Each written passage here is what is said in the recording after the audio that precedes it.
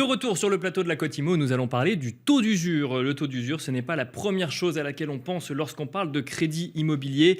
Il ne faut néanmoins pas le sous-estimer ni sous-estimer son importance puisque ce taux d'usure peut décider si oui ou non un crédit immobilier passe. Un taux d'usure qui est calculé tous les trimestres. Le nouveau taux est paru, enfin le nouveau taux ou les nouveaux taux, puisqu'il existe un taux par durée de crédit immobilier, sont parus le 1er juillet dernier. Nous revenons sur ce taux d'usure avec Cécile Roclor, directrice des études d'Empruntis. Bonjour Cécile Roclor. Bonjour Nicolas. Bienvenue sur le plateau de la Côte Immo. On est ravis de vous recevoir avec Sylvain.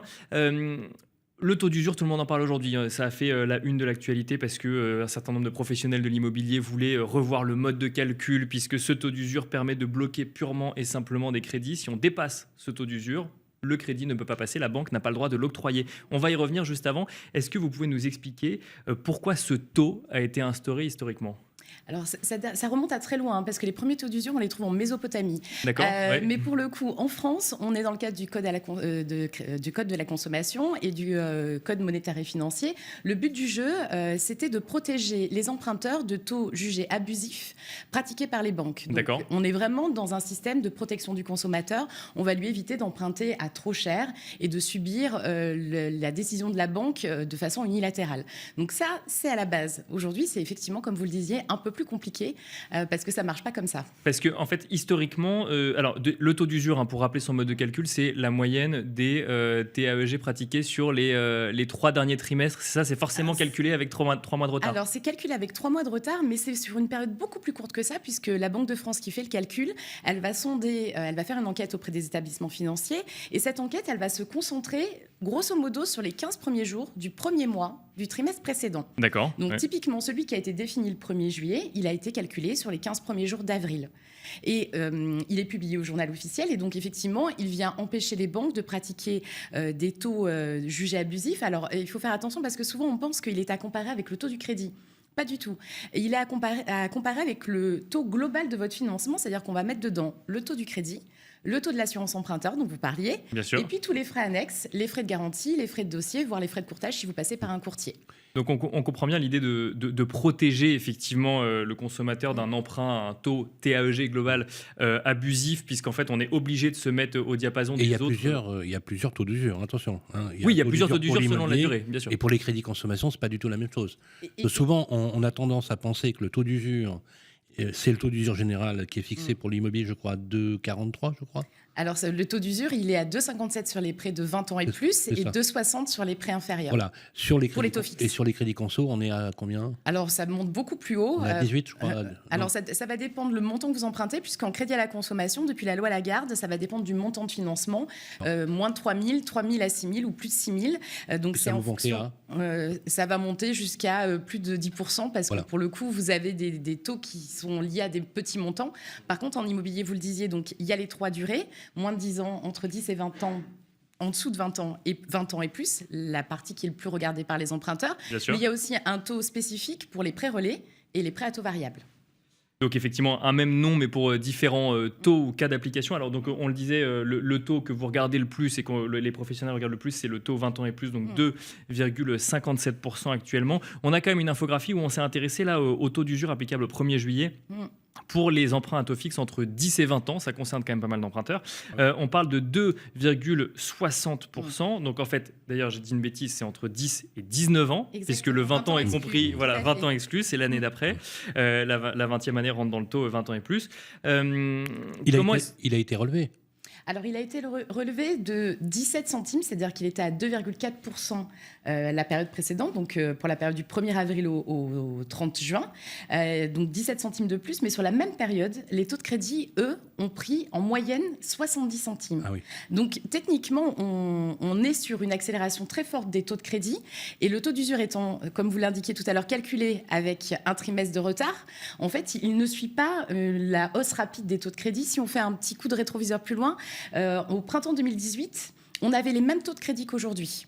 1,70 sur 20 ans, 1,90 sur 25 ans. Par contre, le taux d'usure, Il n'était pas à 2,57%, il était à 3,03%. Oui, parce qu'on était sur un chemin descendant pour le coup de niveau de taux. On partait de 3-4%, absolument. On était sur une période, en 2018, on commençait à se stabiliser, hein, on avait déjà bien décru, mais en fait, effectivement, comme on a besoin de cet écart quand même, comme on l'avait au printemps 2018, pour faire passer des dossiers. Donc là, on a un plafond de taux d'usure. Est-ce que ce plafond bloque tous les crédits aujourd'hui? Est-ce que ça exclut un certain nombre d'emprunteurs du système mécaniquement? Alors, heureusement, ça ne bloque pas tous les crédits, parce que sinon, ça serait quand même devenu très compliqué pour les ménages qui ont besoin de se loger. Puis quand on voit les contraintes pour être en location et le parc disponible, heureusement, les gens qui veulent acheter peuvent encore acheter. Mais effectivement, ça va avoir des effets beaucoup plus pervers qu'auparavant, parce que ça ne va pas toucher qu'une toute petite catégorie. Avant, on disait souvent, le taux d'usure, le vrai problème, c'est le taux de l'assurance emprunteur, parce que dès que vous avez un problème de santé, ce taux est très élevé et du coup, ça vient rogner une partie de votre taux, votre TAEG. Aujourd'hui, on voit bien que le problème, il est beaucoup plus large que ça, malgré ce qui peut être entendu. On va avoir effectivement des ménages modestes qui vont se voir appliquer des taux moins favorables parce que leur dossier est risqué. Je vous disais 1,70 sur 20 ans en taux moyen, mais on a aujourd'hui certaines banques qui pratiquent des taux supérieurs à 2%. Ça veut dire qu'il nous reste même pas 60 centimes pour faire passer une assurance et des frais. Et puis l'OAT étant aux alentours de 2%, on sait que globalement, ça va remonter à 2% à un moment ou à un autre. Vous avez tout à fait raison. Aujourd'hui, les banques, elles tiennent leur taux parce qu'en fait, elles ont besoin de continuer à conquérir de nouveaux clients et c'est le crédit immobilier qui fait le job. Malheureusement, avec l'OAT qui flambe, alors on est sur une petite accalmie là. Ça fait 15 jours que ça va un peu moins vite, mais les banques n'ont pas répercuté la totalité de la hausse de l'argent, du coût de l'argent pour elles, et elles sont obligées de se maintenir pour pouvoir arriver à continuer à passer des dossiers. Donc, dès qu'il va y avoir un petit peu de relâchement, et c'est ce qu'on a vécu début juillet, un petit peu de gain sur le taux d'usure, les banques, elles appliquent à nouveau une hausse pour continuer à faire progresser les taux de crédit et à continuer à marger. Donc effectivement, on est sur une course non-stop derrière le taux d'usure et ça impacte les ménages modestes donc, qui ont des taux de crédit un peu plus élevés, mais ça va aussi impacter des gens qui ne rentrent pas dans le questionnaire, l'absence de questionnaire médical. Vous l'évoquiez sur la loi Lemoine, eux peuvent être aussi touchés si vous avez des comportements à risque, fumeurs, pratiques d'activités sportives ou métiers à risque. Et puis les ménages type primo-accédants qui sont vus en général un peu plus à risque s'ils n'ont pas beaucoup d'apports. Alors, il y a quelque chose que j'ai du mal à comprendre, c'est ce taux d'usure est-il un frein au développement du crédit immobilier parce qu'il exclut un certain nombre d'emprunteurs mécaniquement, ou est-ce qu'au contraire, c'est une protection à une hausse trop forte des taux pratiqués par les banques dans un contexte comme celui-là ? C'est une protection à la base, mais quand vous êtes dans une situation de taux extrêmement bas, parce qu'aujourd'hui, un taux inférieur à 2%, vous le disiez, on a connu des taux à 4, on a même connu des taux bien plus élevés que ça. Hein. Oui, c'est sûr que là, c'est impressionnant par rapport aux 6 mois précédents, mais ça reste bas par rapport à ce qu'on a pu connaître il y a plusieurs années.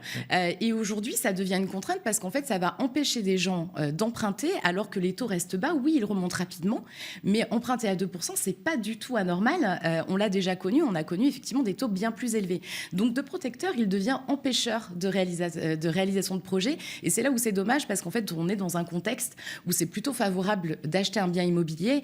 Le sujet, il est plutôt du côté des prix plus que des taux. Est-ce que ça va continuer à progresser ainsi, selon vous ? Parce que je sais, alors déjà, avant de parler de la suite, il y a quand même eu une réflexion sur changer le mode de calcul du taux d'usure. Alors, c'est une réflexion par rapport à un constat à un moment précis. Est-ce que ça fait sens aujourd'hui, dans une période de remontée rapide des taux, de changer de mode de calcul du taux d'usure ? Il faudrait changer les textes, là, pour le coup. Alors, on a effectivement un mode de changement qui peut être lié à un décret, si on veut graver dans le marbre une nouvelle règle, mais on a aussi la possibilité, et c'est prévu par les textes, de faire des changements provisoires. D'accord. Et en l'occurrence, on aurait préféré qu'il y ait des changements provisoires. À court terme. Hein. À court terme, pour une période donnée, se dire que le taux d'usure ne répond plus à son objectif aujourd'hui. Mais c'est vrai que comme les organismes qui définissent le taux d'usure ont des périodes d'observation qui sont un peu plus longues que la réalité du terrain au quotidien, et qu'on a tendance à observer les encours de crédit qui ne sont pas le signe du nombre de projets qui sont réalisés, mais bien des volumes de financement qui sont réalisés, on a un peu de déformation du prisme. Donc oui, à une une modification provisoire, et puis plus globalement, que ça soit aujourd'hui ou pour demain, quand vous avez 3 mois de décalage entre des pratiques des banques et un calcul de taux protecteur, on peut imaginer qu'à un moment, ça se renverse aussi et que ça donne trop de possibilités. Bien sûr, Et donc, du coup, on devrait calculer ce taux d'usure au plus proche. Et ça fait partie des propositions qui ont été faites par les acteurs du secteur, c'est de dire il faut calculer... Tous les mois ou tous les 15 jours. Exactement, tous les mois. Les taux sont fixés par les banques en moyenne une fois par mois. Alors, ça a beaucoup bougé avec l'augmentation de l'OAT. Elles sont venues à fixer une fois, 2 fois, 3 fois par mois parce qu'elles avaient besoin de réimpacter. Mais, au moins une fois par mois. Quand on voit l'évolution des taux qui est ou d'une quinzaine à l'autre, d'ailleurs, il y a certaines personnes, notamment les courtiers, qui partent sur un prix ou sur un taux de crédit, le voient évoluer un peu comme la hausse des matières premières. Ça aurait beaucoup de sens que ce soit révisé. Est-ce que les contacts que vous avez avec vos collègues chez Empruntis laisserait à penser que structurellement ça pourrait changer parce que ça serait bon pour la consommation et notamment les primo-accédants. Je rappelle que c'est eux les premiers touchés, souvent dans ce... Clairement, de toute façon, le marché de l'immobilier en France, il est porté en priorité par les primo-accédants. C'est eux qui font 80% du marché de l'immobilier. Et puis, quand ils achètent plus grand, ils permettent à des secondos eux-mêmes d'acheter encore plus grand, voire à des seniors de revoir la copie pour rentrer dans les villes ou acheter plus petit. Donc, on est sur un système qui peut gripper le marché de l'immobilier, qui peut avoir des conséquences dès cette année. Il y a une logique à un taux d'usure, mais il faut qu'on ait une logique de marché et qu'on soit en prise avec le marché réel. Et pour l'instant, il n'est pas question de le modifier, malheureusement. Alors, on va espérer octobre. Vous alliez en parler de projection, mais pour l'instant, on est dans une situation qui, en plus, n'est pas favorable à l'emprunteur parce qu'on est l'été et que, naturellement, les banques l'été, elles ont tendance à se désengager un peu du crédit parce qu'un collaborateur sur 2 en banquier est en vacances. Et quand vous avez moins de bras pour produire, en fait, vous avez moins envie de conquérir de dossiers. Donc là, il va falloir attendre la rentrée. Bienvenue en France. Deux questions sur ce sujet. Première question, quand un primo-accédant ne peut pas avoir accès à un crédit justement parce qu'il ne passe pas le taux d'usure, est-ce qu'il comprend que c'est un mécanisme de protection qui ne lui permet pas d'avoir accès à son crédit? Pas du tout, parce que pour le coup, le primo-accédant, lui, il voit le taux. Et il se dit, mais en fait, 2%. J'ai les moyens, ça oui, va c'est très ça, bien. Je peux rembourser. En plus, on a connu le HCSF avec une première barrière à l'accès au financement, les 35%, qui voulaient eux aussi protecteurs, les durées limitées à 25 ans, alors qu'on commence à ouvrir les perspectives de prêts plus longs parce qu'on vit plus longtemps. En fait, on a un décalage entre le mode de fonctionnement du crédit et l'évolution de la société. Donc oui, le primo-accédant, il se dit, je comprends pas, j'ai des revenus, je suis en capacité d'emprunter, de rembourser.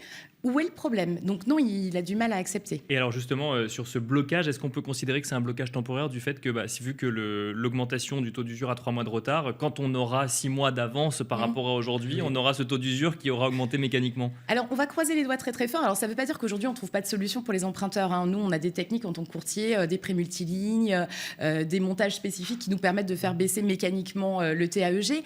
On va croiser les doigts pour octobre parce qu'en fait, ça va dépendre de l'évolution de l'OAT. Vous en parliez tout à l'heure, Nicolas. Si elle continue parce qu'on est dans un système avec des décisions de la BCE, avec de l'inflation, à faire monter les OAT à la rentrée, en fait, les banques, elles vont continuer à courir après l'OAT et donc le taux d'usure, il ne suffira pas. Maintenant, le signal positif pour octobre, c'est que quand vous êtes en octobre, vous êtes sur de la production bancaire de crédit immobilier pour la nouvelle année, donc 2023. Et en général, à partir de cette période-là, on a un certain nombre d'établissements qui sont à nouveau très offensifs. Donc, on va espérer que le coût de l'argent se détende et que les banques, elles puissent marger. Parce qu'en fait, le sujet, il est là. C'est si je ne peux pas faire de marge sur mon crédit immobilier, j'ai tendance à sortir du marché. Et là, c'est un problème pour les emprunteurs. Mais en tout cas, aujourd'hui, on trouve encore des solutions. Il faut rester positif. Merci beaucoup, Cécile Roclor, d'être venue sur le plateau de la Côte Immo pour répondre à nos questions. Je rappelle que vous êtes directrice des études d'Empruntis. Et Sylvain, c'est déjà la fin de cette émission du mercredi. Oui, d'ailleurs, on suivra avec beaucoup de vigilance l'évolution de ces fameux taux, même les totaux, le taux d'usure et le taux de crédit. Merci en tout cas d'avoir participé à cette émission. La Côte Immo, c'est terminé. Rappelez-vous, toujours 12h, 12h30 sur Bismart et sur Radio Immo. Et demain, on va partir dans notre séquence habituelle le jeudi. C'est Politique Immo, où là, c'est aussi un autre sujet crucial à la veille de la rentrée. Belle journée à tous.